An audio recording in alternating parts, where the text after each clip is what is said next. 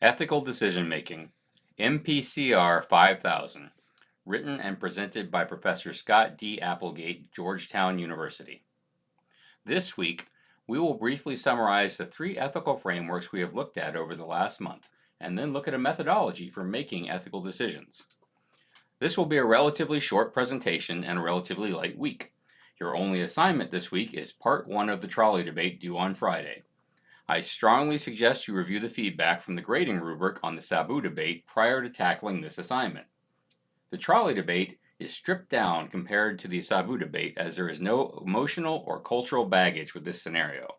This will give you the opportunity to really focus on the mechanics of the ethical frameworks by reducing the problem down to a narrow academic dilemma with no extraneous factors.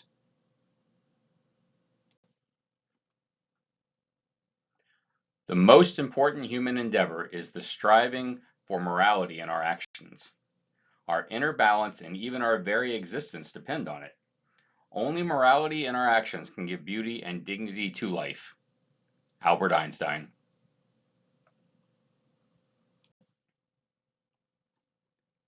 Ethical decision making. How do you make ethical decisions? What ethical frameworks do you apply? Which ethical framework is appropriate for any given situation? Since we have spent the last month exploring the consequentialist, deontological, and virtue ethics frameworks, it makes sense to focus on these three frameworks as we look at the decision-making process. While each of these frameworks is useful for making ethical decisions, none is perfect. Given this fact, knowing the advantages and disadvantages of each framework will be helpful in determining which is the most useful for a particular situation.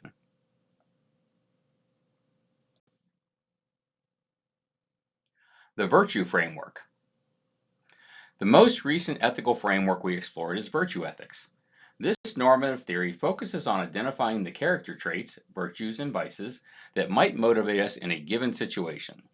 Virtue ethics asks, what kind of person should I be, and what do my actions indicate about the type of person I am?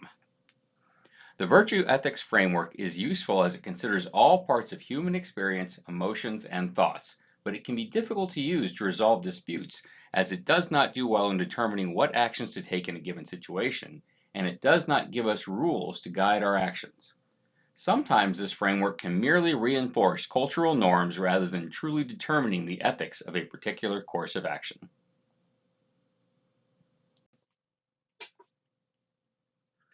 Agent-centered theories.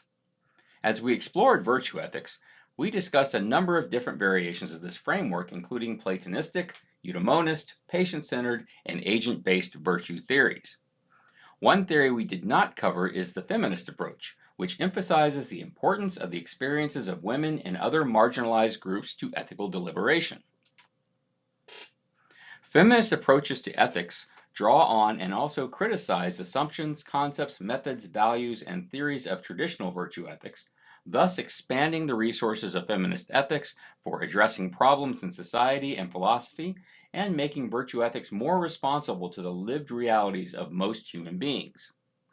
These approaches apply feminist concepts, concerns, methods, and values to issues of virtue ethics, highlight character issues of subordination and domination, identify virtues needed for resisting injustice and living fully human lives, examine vices that reinforce injustice, and develop new analysis and evaluations of traditional virtues and vices.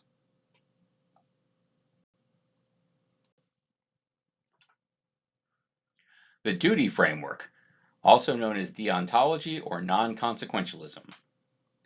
The deontological or duty framework focuses on the duties and obligations that we have in any given situation. This framework does not so much give us a set of rules to live by as it gives us a methodology, the categorical imperative, to determine the morality of our actions.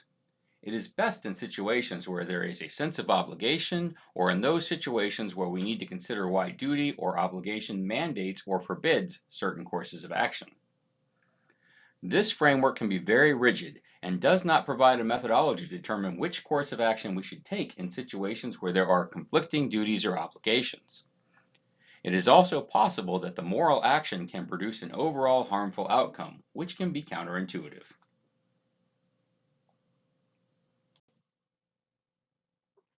Deontological theories. Like both virtue ethics and consequentialism, there are many different versions of deontology. The duty-based approach includes classical Kantian deontology and agent-centered deontology. These theories focus on duties and obligations. Ethical actions are done precisely because it is one's duty to do so. Agent-centered theories also include divine command theory. Under this approach, an act is ethical because God commands it. The rights approach, also known as patient-centered deontology, focuses on ethical actions that uphold or protect the ethical rights of those affected by a particular action. Finally, the fairness or justice approach emphasizes ethical principles that would be chosen by a free and rational people in an initial situation of equality. These approaches also include contractarianism, which we discussed in a previous lecture.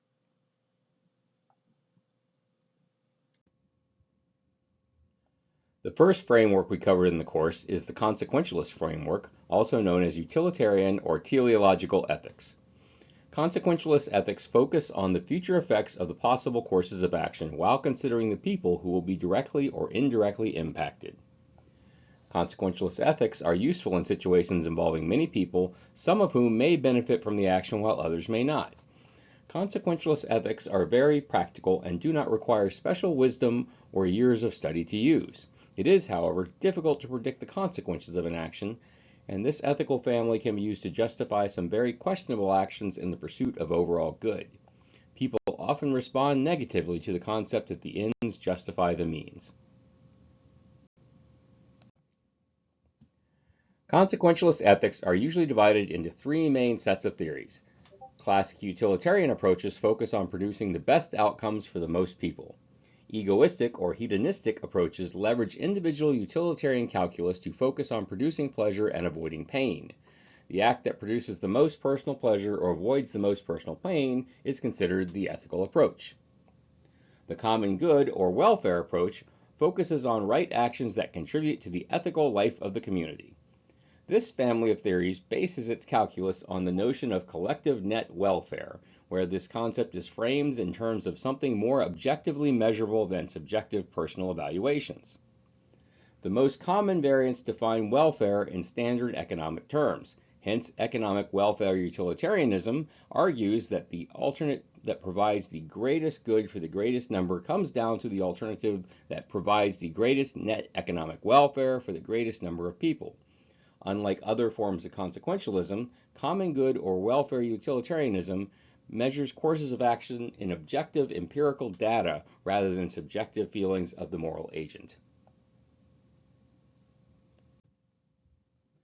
We have discussed several important terms related to applied ethics and the ethical frameworks we have explored. Obligatory means that an action is not only right to do, but it would be wrong not to do it. Impermissible means that an action is prohibited and wrong to do. It is important to understand that most ethical theories, an impermissible action, a negative duty, trumps an obligatory action, a positive duty. This is an important consideration if you have conflicting duties. Permissible generally means an action is ethically neutral and it is neither right nor wrong to do the action. Supererogatory means an action goes above and beyond the call of duty. Supererogatory actions are usually only seen in deontological or virtue ethics frameworks, as consequentialism usually requires us to choose the course of action that creates the best outcome for the most people. Thus, there is no room for supererogatory action in those circumstances, as you are already choosing the best possible action.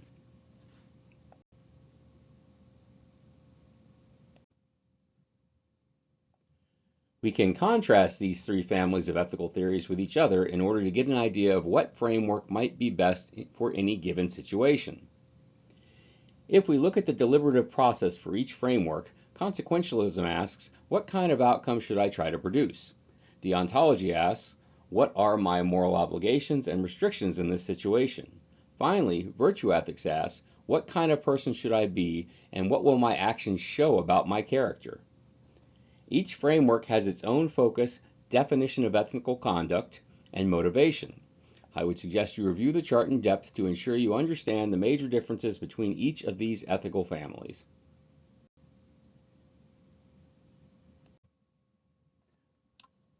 The ethical decision-making process. Pro tip: These steps will be worded in exactly this manner on the next quiz. So if you select something that is paraphrased or kind of similar to one of the above steps, it will be wrong. The first thing you must do is recognize the ethical issue. One of the most important things to do at the beginning of ethical deliberation is to locate, to the extent possible, the specifically ethical aspects of the issue at hand. Sometimes what appears to be an ethical dispute is really a dispute about facts or concepts. For example, some utilitarians might argue that the death penalty is ethical because it deters crime and thus produces the greatest amount of good with the least harm. Other utilitarians, however, might argue that the death penalty does not deter crime and thus produces more harm than good. The argument here is over which facts argue for the morality of a particular action, not simply over the morality of that particular action. Which facts are actually legitimate? All utilitarians would abide by the principle that producing the most good with the least harm is the moral choice. Next, you should consider the parties involved and gather all relevant information. Then formulate actions and consider alternatives. Evaluate your decision-making options by asking the following questions. Which action will produce the most good and do the least harm? The utilitarian approach. Which action respects the rights of all who have a stake in this decision? The rights approach. Which action treats people equally or proportionately? The justice approach. Which action serves the community as a whole, not just some members? The common good approach. Which action leads me to act as the sort of person I should be? The virtue approach. Next, you must make a decision, act, and reflect on the outcome. Ethical dilemmas. This week, we will cover the trolley problem in our debate. Group 1 will tackle the classic trolley problem, Group 2 will do the fat man variation, Group 3 will do the daughter variation, and Group 4 will cover the transplant problem. In the classic scenario, a trolley is running out of control. In its path are 5 people who have been tied to a track by a mad philosophy professor. You are a bystander standing next to a switch that can divert the train down a different track. Unfortunately, there is also a single person tied to that track as well. Should you flip the switch or should you do nothing and allow nature to take its course? In the fat man variation, another trolley is running out of control and yet another mad philosophy professor has tied 5 people to the track in its path. You are standing on a bridge under which the trolley will pass. You can stop the trolley by dropping a heavy object in its path. Standing next to you is a very large individual. The only way to stop the trolley is to push the individual into the path of the train, killing him to save the 5. Should you push the fat man? The daughter variation of the trolley problem is identical to the classic version. However, the single person tied to the secondary track is your daughter. Should you flip the switch, killing your daughter to save the 5, or do nothing and allow nature to take its course?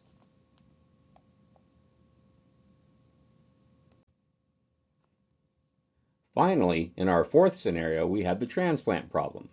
You are a doctor with 5 patients who will die if they do not receive organ transplants. A healthy patient arrives for their annual checkup who happens to be a perfect match for all 5 patients.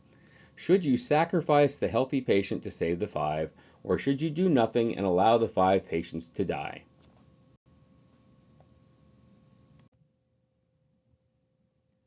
The trolley problem.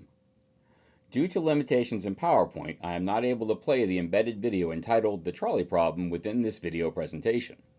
You will find the trolley problem video at the bottom of the Module 5 materials page in Canvas, and you should go ahead and watch this video from that location. The video is approximately 5 minutes in length.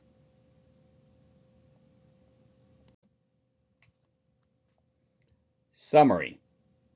During this presentation, we have discussed one method of making ethical decisions, and we have reviewed the 3 major ethical theories that we studied over the first third of this course. While each of these 3 frameworks is useful for making ethical decisions, none is perfect. Knowing the advantages and disadvantages of each framework will be helpful in deciding which is the most useful in any given situation. A formal decision-making process can be helpful in tackling complex ethical dilemmas.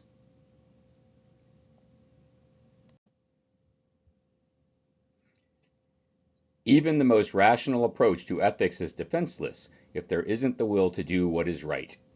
Alexander Solzhenitsyn.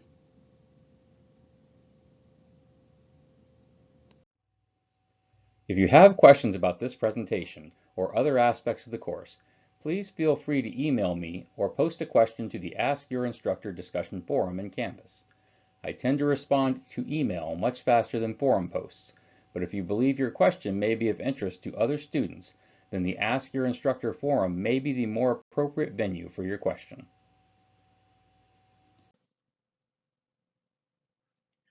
This has been Ethical Decision Making, MPCR 5000, written and presented by Professor Scott D. Applegate, Georgetown University.